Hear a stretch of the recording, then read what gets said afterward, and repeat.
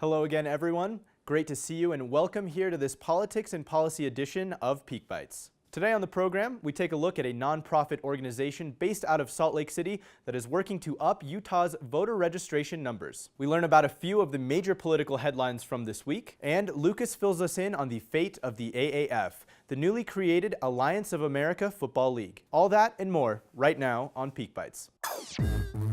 For this week's Spotlight, I sat down with Alexander Castaño. He's the Director of Operations for Voterise, which is a local nonprofit dedicating to registering as many Utahns as possible to vote. During last year's general elections, Voterise registered 13,000 people here in Utah, focusing on young and underrepresented communities with the hopes of bringing that number up even further for the 2020 elections as well as the upcoming 2019 municipal elections. Let's hear from Alexander now to learn more. I am the Director of Operations for Voterise. And so basically we're just working with voter registration and voter engagement within Utah, especially with younger generations, kind of 16 up to 29-year-olds and other underrepresented groups. A lot of people are like, oh, my vote doesn't matter, or, what's the difference, or like, oh, I'm not political. And then, I ask them like, oh, well, do you breathe? Like, yeah, you have to survive. I'm like, oh, okay, well, do you drive, or do you take public transportation? Do you eat? Yes. Then you are political, because everything in the end is political. Prices on food, that has to go back to prices on gas, is going to affect you. That's decided by our politicians.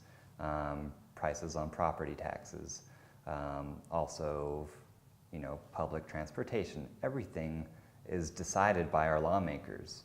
And most importantly, it's actually affected mostly by our local lawmakers, those at the state level and the city level. That's why this year, it's the municipal elections.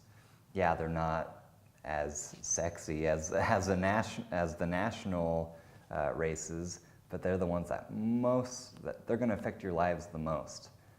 Because those city councilmen and the mayor, they're really going to decide what's going on in your neighborhood. And so it's very, very important to vote, to get registered to vote, because you have a say in everything. And things can be better. Things can be much better. Even if you think things are going great, they can be even better. But you just have to vote. We don't have to live the way we do. We don't have to, suffer in the ways that we do. Things can change, and they can change easily if we just vote. If you would like to learn more about the organization, you can head to their website at voterise.org. There you can also learn more about available volunteer opportunities as well as their upcoming 2020 voter registration challenge. The Park City Miners men's lacrosse team just got back from a tough weekend in Colorado where they lost to the #1 team in the state, Cherry Creek. They took on much lighter competition Wednesday night as they faced Juan Diego Catholic School, where they won 8-5 in their season home opener. The Miners started the game off strong as they led 4-0 at the end of the first quarter. However, Juan Diego never stopped fighting and they trailed just 5-2 at the end of the first half. The Miners were able to maintain their offensive play and continuously outscored Juan Diego each quarter to come out on top at the end of the game. The Miners are currently ranked 3rd in the state of Utah and are defending Utah state champions. The Miners are about halfway through their season and have their next game Thursday at Dozier Field.